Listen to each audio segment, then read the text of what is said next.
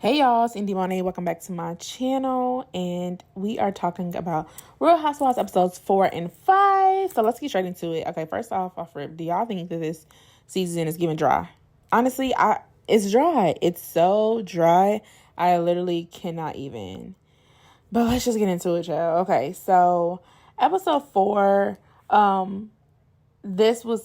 it was a lot going on. So this was episode all about Kenya and her trip and going to Alabama. So first off, we're kicking it off with, let's just talk about Sonya and her family. So Sonya's family is, her husband, Ross, wants it to just be them in the house now, which I completely get. Sonya, you got 20 people in your house. You got 1,000 people in your house. I just don't understand. I like being alone. And I feel like sometimes just being alone in my room is just not enough. So having your mama, your daddy, your sister, your brother-in-law, your nieces, your nephew, like, I get it. And so, baby, her family is pissed. They mad. And it's causing a rift between the family. I hope that the Richard Rosses get it together. But I don't know. It's not really looking too good. Her sister, I don't know. Her sister's being a little catty, a little nasty. Not really feeling it. Marlo is still sticking to the story with her her nephew getting killed and wanting to bring Candy into the picture. So and also Marlo did have a break-in in her home, so she talks about wanting to get a gun, which I completely get. But she's talking to Courtney about how her nephew got killed, and the person that killed him he met at Candy's restaurant.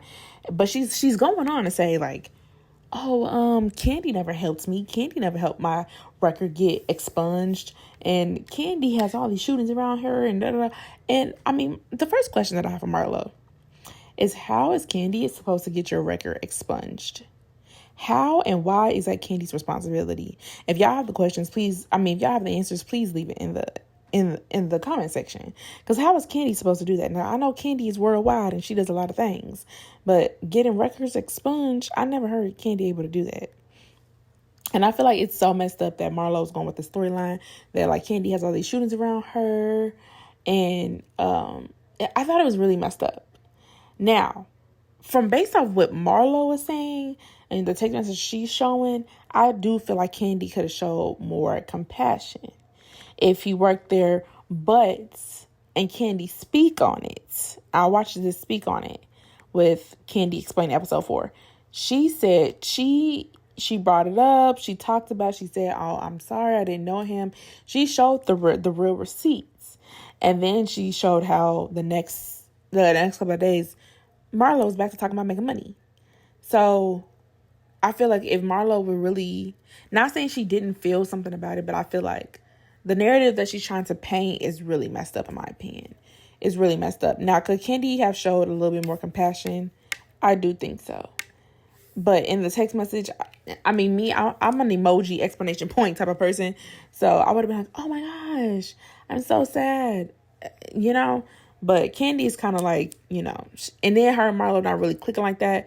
So I just don't rock with Marlo right here. Now Sheree talks about how she's having fibroid issues. I feel like this really hit home for me. And I liked how they talked about something serious and something that a lot of people don't know about. Well, I'm guessing more a lot of women do know about it. But for me, I'm 28. I don't know. Y'all can watch my YouTube channels to learn more about me. But I don't know that much about fibroids, and I just found out about them. So I was like, wow, to see them talking about it on Real Housewives, this is really nice. But she talks about how Martel has BDE and she don't want to go without sex. Girl, he does not have BDE. And that's so crazy because if you watch my other reviews, I said that he had LDE, little dick energy. But let's talk about the Alabama trip. That's why we're here, right? So Kenya plans this Alabama trip. She's supposed to be dancing at Magic City Classic. And girl, I went to HBCU, so I was excited to see this. So they go, they take a bus. I thought it was cute. They talk about eating booty on a bus. So I found it really hard to believe that all these women are damn near 50 and never ate booty. And I'm glad Candy spoke about it on Speak On It, because she's like, that's why y'all can't keep a man, because y'all not eating. No, I'm kidding. But I was just like, y'all do. Candy, she'd be like, them fake bougie girl. Yeah, fake bougie. Because what? So they had a dance class where they were like dancing like the majorettes, the drill team girls. And the dance class was cute. I didn't even know Mayetta could dance. I don't know much about her background. But they had a dance competition. And the fact that Kenya gave the winner to be Sheree was so biased, because Marlo definitely should have won that. Marlo was giving it to the girl. She had on the heels. She was bucket it down. Sheree had no motherfucking rhythm. So I was so confused by that. Now, we go to this lunch scene, and everybody's talking about Bryce, Courtney's baby daddy, and girl, Kenya said, they said, have you dated him? She said, I would say he was a very attractive man in the 90s. I thought that was a nice, classy read, okay? Yeah. That's all I have to say about that. Marlo and Kenya get into it. What's new? Whatever. So now they go to the hotel rooms, and Marlo's complaining about it being many champagne bottles, and compared to her trip, she had this, and that.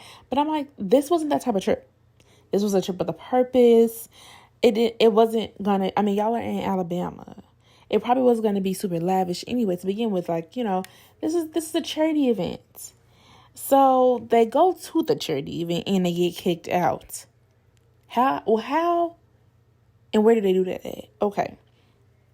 So I love how Kenya's on time. She tells the girls what it is, and if you ain't there, then you get left. Because that's the type of person that I am. Listen, if you're not going to be there on time, just meet me. Especially if it's something important. So Kenya's like, my name is on this. It's a fundraiser event. Da, da, da, da. So they go to the event, and when I think fundraiser event, I do think, dress up. Like, especially if it's like something with Kenya's name on it. But we see that it was not that type of party. Where the communication lies is really weird to me. I feel like maybe Kenya should have knew the vibes, especially because Mayetta had stayed back. She wants to go change, and she would have really just been fine. But I mean, again, it's Alabama. But then again, it's Alabama. So Kenya raved about this event, and the girls got dressed up, and they felt like they got dropped off in the wrong place. They were mad. They were like, what is this?